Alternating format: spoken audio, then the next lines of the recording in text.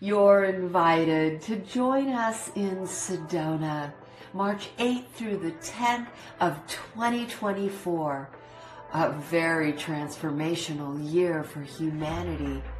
We are so delighted that Darryl Anka, channeling Bashar, will be presenting at our Sedona Ascension Retreat. Bashar is a physical ET, a friend from the future, who has spoken for the past 37 years through Channel Darryl Anka. He has brought through a wave of new information that clearly explains in detail how the universe works and how each person creates the reality they experience. Over the years, thousands of individuals have had the opportunity to apply these principles and see that they really work. Alan Steinfeld and I had the opportunity to interview Darryl Anka live. Enjoy our fascinating discussion. Welcome to New Realities. I'm Alan Steinfeld. I'm very happy to be back with Suzanne Ross and my very good friend, used to be, it still is, Darryl Anka, the channel for Bashar, and it's an honor for you to just join us live here in person, Darryl. I never met this man. Okay, that's good. Well, he says there is no past, right? Exactly. So it's always But you know, Suzanne's doing this incredible conference, the Sedona Ascension Retreat. We have you as one of the featured stars, you and Bashar. And maybe 3/4. you know, but what Bashar talked about just here at this Disclosure Fest is about what we need to do to really make contact is raise the vibration so we can meet them. Many of the reasons that people feel fear in the presence of beings of this nature, beings of this frequency, is because the frequency that we represent is very similar to the idea of the spirit level. There is almost no difference between our experience of physical reality and our experience of spirit in this point in our evolution. He was stressing that it's not just about meeting physical ETs. Yeah. They exist on such a different level that it's almost like meeting a spirit in the sense of being exposed to a higher vibration that can actually sort of overwhelm our energy and make us feel like we're dying, because it's reminding us that we're spirits too, but we may not be ready to go to that level so quickly. So, yeah. So is this something that then prevents them from wanting to come into our presence because they want to protect us from having that reaction? Yes, that's why they're giving us the information to help us raise our vibration so that when contact happens, we're more used to that frequency and we don't literally freak out. Because there's a lot of people that can go into survival mode when they feel that vibration as if their physical mind is dissolving. But I figured when Bashar was talking, if we had more lucid awareness, like in a dream state, if we practice lucidity somehow, where we transcend the person, that would bring us closer. Right, well that's why Bashar gives us the formula, because it makes us understand that we need to be more lucid in the physical dream. Yeah. And that's what will raise our vibration to allow physical reality to be more dreamlike, so that we don't have so much of a barrier between the concept of physical reality and the concept of spiritual levels, so that it all kind of starts to blend and we see it more as a continuum than something that's really separate. Is this affecting you personally? I mean, you've been with Bashar, is it 40? 40 years. 40 years. This year. Yeah. Wow, congratulations on that anniversary. But is your own life, you know, living as it's affected you? How? But recently, with this new information, because when you wrote the chapter on Making Contact, you said when you approached his craft, you started to... In the dream state, yeah. He showed me, because I asked the question, why don't you land? And in the dream state, he showed me when he landed his craft and he walked toward me, when he was about 20 feet away, I lost my identity and I saw my body through his eyes and my body backed away. And he said, see, it's like our vibration is so much more overwhelming, you actually lose your identity to us, and we don't want that to happen. So, because we're connected in a certain way. But do you feel, though, you're now more able to approach less identified with the identity, or I think I am, but I'd have to see. Yes. Maybe if I have another dream where he comes and, maybe he can get 5 feet away and that'll be progress. Do you think part of this ascension process that we're going through is to raise our vibration for contact with our galactic brothers? From their point of view, absolutely. I mean, it's for ourselves too. It's for our own planet, and for our own society. But a side effect of that is that when we get to that kind of level, we automatically connect to other beings. So it involves open contact as part of our expansion to include our connection on Earth with humanity. That's just the natural result of it. Have you been told that the 5D New Earth experience will include extraterrestrial beings, maybe inner Earth beings, walking amongst one another? Yes, there's a lot to unpack with that in terms of the way Bashar sees the things that you've mentioned. Okay. Because to him, what we're calling inner Earth beings are in another dimension. They're not physically in the Earth. So yes, because when we raise our vibration, we're more capable of perceiving into other dimensions, and therefore more capable of communing with those beings that exist in those other dimensions. And tapping into 5D energy is the spirit level. 4th density is the higher physical level. 5D is the spirit level. So it's bringing that energy down to Earth, balancing that out. And as we do that, our own senses begin to experience and perceive things that were heretofore invisible. So he's saying there's a lot of beings around you. There's a lot of activity around you. There's a lot of traffic going back and forth, but he said, you're not seeing it. It's just that when your senses sharpen, then you can see it.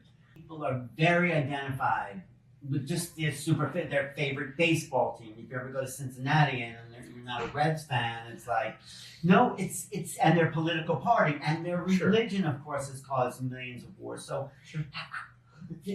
I don't know how we're going to get humanity beyond that. We may not get all of them beyond that, and because everyone has a different path. The ones that are willing to open up to these ideas will open up to them. The ones that aren't won't.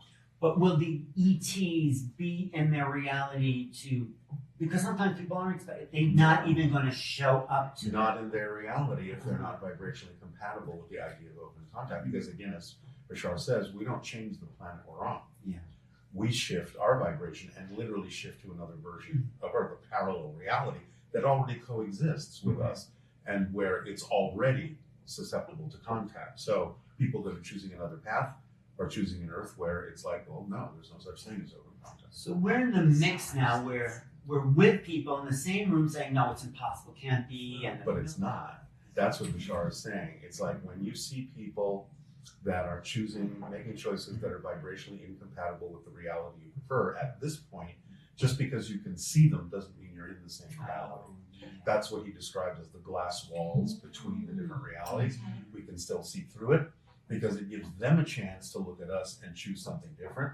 It gives us a chance to look at them and choose what they're doing if we want to. But eventually those walls become opaque. Right. Yeah. And eventually you don't experience them anymore, and they don't experience you. Right now, it's the time of choosing, so you still get to see everything. Yesterday, he said the train is leaving the station. Right. Which is how exciting. Right. All the trains are leaving the station, so whatever train you're on, that's the direction you're starting to go in. And as the trains get farther and farther apart, it's going to be more challenging to go from one train to another because you're not even going to know there's another train to go to at a certain point. Oh, I have bought my ticket for that Ascension train. So buy your ticket for Suzanne's Ascension. Come to the Ascension retreat. We may have tickets to You're the Ascension guaranteed a seat on the train. We'll punch your ticket. Right. Conductor right there. Speaking of Sedona, the Essassani ship got close to Bell Rock now, within 700 feet. Yes, that's according to what Bashar said the last time, and that's a barometer for how close we are to contact. But he also said it went back up because of what's going on this planet. Oh, the density of the police conflict? Wars and all sorts of stuff. So again, it's just kind of like it goes up and down depending on the collective vibration. So, You know what I'm interested in, because you've been with Bashar for 40 years, and now you're doing environmental stuff. You're creating realities for people. Was that a big influence from the Bashar work, your escape room technology? Well, I've been in the film industry for quite a while, Yeah. and I've always been interested in providing experiences and, you know, other kinds of stories and realities. So it's more of an extension of that. But in terms of the willingness to take action on it, comes more from Bashar, because it's talking about acting on your passion. So since that is something that I was passionate about doing, creating an escape room, I didn't hold back from starting to do it. Congratulations. What's it called? The company is called Boggle. Mm-hmm. The first adventure we have is called The Key of Destiny. And it's kind of appropriately in this hotel, an Egyptian-themed escape room.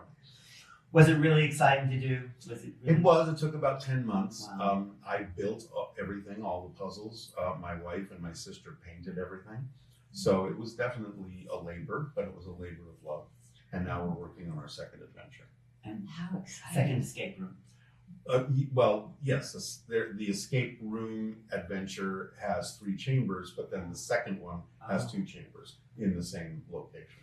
Is that your highest excitement at this? Is that what you're really passionate about? One of them. Yeah. And are you still passionate about channeling? Yes. Of course. Otherwise, you wouldn't be here talking. Because you're only following your passion. And that's all. And really, before I even knew anything about Bashar, I probably, just as preparation for this life, that's kind of all I've ever done. And it's always supported me. And I think that's the more important message for people. Yeah. Is just intuitively, I always chose to do something that was really representative of my excitement. Because, I mean, I've been artistic since I was a young child. And it just never seemed logical to me to do anything else other than what my natural proclivity was, to go into the arts. Fortunately, my parents supported that. And I think the biggest message is it has always supported me in some way, shape, or form. So I know from my own experience over my lifetime that doing that, it is possible to be supported by following your passion, as long as you're clear about what choices you're making, why you're making them, and knowing the difference between excitement and anxiety in terms of what you're choosing. I mean, being passionate about anything almost guarantees that you're going to be good at it, because you're going to give it all you've got, and you're going to love every minute of it. Because there's no other choice. Now, it's possible some people can think they're passionate about something and it's not really what they need to do, because that's why I said you have to be clear about whether you're choosing something out of anxiety and calling it your passion, because you're really actually afraid to follow your passion. Ah, okay. So the distinction between the two Yeah, you have to have becomes discernment. critical. Yeah. So when the train leaves the station and arrives, it goes towards its destiny, whatever that, on the train, hopefully we're on together. But will the planet will be just full of people following their passion? Is that the vision? Ultimately, yes. The idea is you will wind up on a version of Earth where the people are at least somewhat similarly vibrating according to what you prefer, what they prefer.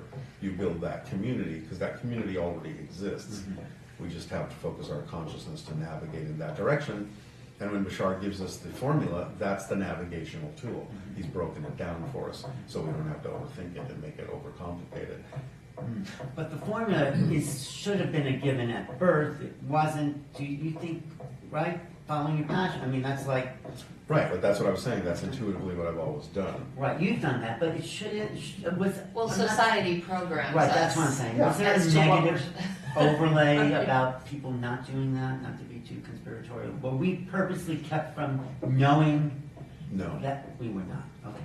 Okay. No, it's just, it just goes with the territory when you decide to have a physical incarnation on Earth. This is a very dense reality. It's easy to forget who you are. And part of that is the transformation you attempt to overcome. It's part of your theme of exploration. So the idea, as Bashar says, a lot of people think of humans and Earth as a kindergarten. He says, no, you're a master graduating class. You've taken this course. Earth is a tough school. And the fact that you can actually transform negative to positive, darkness to light, limitation to freedom, teaches other civilizations. Because it's kind of like, if we can do it, they can do it. Because this is so dense, this is so tough. So we're actually very powerful spirits. And the fact that we can overcome these things and find our true self and our spirituality is a good lesson not only for our growth, but for the growth of other beings that are paying attention to what's going on here. That makes sense with so many people right now talking about what's my true calling, what's my soul's mission, what's my divine mission, right? And so it's according to coming through. Bashar, your true purpose is to be yourself, to discover what that means. Yeah, self-discovery. While you're doing your conference. I Well, mean, thank you. Yeah. It's your passion. She has some It amazing is people my there. labor of love. My passion is definitely, my calling does feel like hosting large gatherings of like-minded people for many different reasons. Absolutely, because that provides a platform for other people to get information out, and that's a great service to humanity. And Thank you. the people there are following the formula. I mean, a lot of people, Anita Marjani, she said she had to die, you know her story, Yeah. to be herself. Well, sometimes that's true. It doesn't have to be a physical death, but it does have to be, in a sense, an ego death. Right. You It's a have to really rebirth. let go, yeah. Yeah. And Linda Moulton Howe, when she first heard about these catamulates, said, "Oh my God, there are aliens." She said it was a lightning bolt that went through her and changed her life. For each event, you don't really know what Bashar's going to bring through, but is it based on the timing and the Yes, of people course. present? Absolutely everything. I have a general idea, because he usually provides a topic title. So I have a general idea sometimes of what he's going to talk about. But in terms of the body of what he's going to say, no, I have no clue until it happens. You're actually the first to know. Oh. Oh, okay. Right? Because it comes through to you and I'm not hearing it. I'm not paying attention to it. I'm getting concepts for me in the way I need to use it in my life. But it's like having a daydream, and if somebody walks, like if you're having a daydream, somebody walks in the room and they have to call your name 3 times before you know somebody's talking to you, it's like that. The conversation is far away. It might as well be in the next room. Has it gotten closer over the 40 years? I mean, Yes. What's changed in your process? I'm becoming more my version of him. Uh-huh. I'm going to eventually, I believe, next year, we'll see how it goes. I did this once already, but I'm going to start teaching classes as myself about his principles, because I know that people sort of get an overview of what the formula is in any of the events that we do, but it's only like 90 minutes, it's only like 2 hours, so they can't really go into it in depth. The class will be a multi-week course that allows them to go, what are all the questions you have? What are all the ways you can practice this? What are all the things you need to understand to really make this your own and understand how it works? Because we'll provide examples and we'll provide exercises and things like that that can really lock it into people so that they go, I get it. That is what we need. Yeah, so I'm excited about doing that. Wow. I'm excited about being part of it. I'm going to tune into your website. It'll be like once a week on like a Saturday or Like a something Zoom. like that for a well, it'll be both in person and online. Right. And Wow. Are you surprised about, like, everywhere around the world? I'm gratified Yeah. by it. I'm beginning to not be surprised, but it is still stunning. It is. You know, it is still stunning to see that, and I'm very grateful for it. You know, and you've been quite the devoted sort of person to the I was message. going to say that, yeah, dedicated to Yeah, showing up. because when I apply his messages to my life, it improves, and synchronicity becomes almost ridiculously magical. You know, the timing of things just works out. I mean, you know, I'm just experiencing things like that today. So, yeah. What if you have a little bump, like you meet someone you don't get along with, or Well, again, that's part of the formula, because he's saying in the 4th step, you remain in a positive state no matter what manifests, because anything can serve you in a positive way, but the only way it's going to do that is if you stay in a positive state, because only then do you have the mindset to see how you can use what's happening in a positive way. If you go into a negative reaction, that's all you're going to get, is the negative downside to everything. Because he was saying, you know, even if something manifests that you objectively don't prefer, it's just not vibrationally compatible with what you prefer, it's still there for a reason. And the reason could be as simple as, okay, you have manifested something that is what you don't prefer. Now, by contrast, you know more clearly what you do prefer. And that's a positive way to use what you don't prefer. And staying in that mindset allows you to get the benefit out of that, and it erases what you don't prefer, and it goes away more quickly because you've used it up. That's the reason it's there, to teach you the lesson. So if you use it for a positive lesson, it doesn't need to stick around anymore. It's gone. I love that. That's a daily basis. Absolutely, to everything. Yeah. And then, because then he's saying, what difference does it make what happens? If you can always get a positive result out of it, why do you care? Because it's not about what happens, it's about what you do with what happens that makes the difference. That's right. That was one of the first teachings I really got. It doesn't matter what the external circumstance, but how do you feel? How do you respond? Yeah. And that to him is the idea of responsibility, the ability to respond instead of negatively reacting. Not all channelers take in all the teachings and lessons and apply them to their life, and they're kind of acting more as a vehicle, but maybe not. Yeah. So that's I mean, that was kind of the startling thing when I before I went into the channeling class so long ago, is the person who was teaching that class, who was channeling, you know, he would channel and all this wonderful information and spiritual information would come through, and then he'd come out of it at the break and he'd light up his cigarette and drink his coffee and eat his hamburgers, and it was just like, yeah, what do you want, you know? And he was just like this kind of New York kind of guy that didn't seem to be in any way connected to what he was actually bringing through. So I right away realized you can be a vessel for this information, but you also still have your own life, and you can make your own choices. So the entities leave it up to you as to whether to blend with it or not, but they certainly know that if you do, you become a better channel. You know? I would think so, because it would continue to raise your vibration Exactly. as an individual. So there's a lot of things that happen in a channeling that are for the channel too, to clear themselves out. It's not just that only the public listening to the information gets a benefit. The channel can also progress, and that really helps your life change in very positive ways too. So the whole thing has been a positive. I mean, well, and you know what you're doing, and fun, and having creative. It's like It works. it's a paradise here. It just works. It does. It's great. It's exciting. I mean, look at what's happening here with this event and your event. The fact that people can come together and be in a space to create community for these kinds of things. I mean, 20 years ago, that wouldn't have really been possible in the same way. And now we have a community we can connect to like-minded souls and feel like we're in a different world. Yes, we are. Going to be at Suzanne Ross's Sedona Ascension Retreats with Darryl, Anita Marjani, William Henry, JJ and Desiree Hurtak, Matt Kahn. Do you know Matt Kahn? No. Great guy. Who else is going to be there? Yes, Linda, did you mention Linda Moulton Moulton Howe. Yes. Are you doing monthly things online for Bashar? Yes. What are you doing? On Zoom. Every month we have an event on Zoom. And people can just register for that. Go to bashar.org. Bashar.org. Go there and be part of that community, because that train's leaving the station early. Get on the Ascension train. Thanks, Darryl, for your time. Oh, and, absolutely. Thank you, guys. Yeah, Appreciate really it. appreciate My pleasure. staying connected. All right. Thanks. All right. Come to the Sedona Ascension Retreat, where you will experience enlightenment, inspiration, and empowerment. Come to Sedona for the magnificent Red Rocks.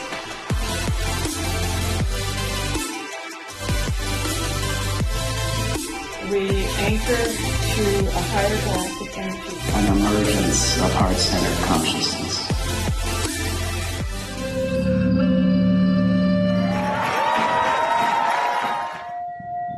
Allow the spiraling vortex of Sedona to raise your vibration.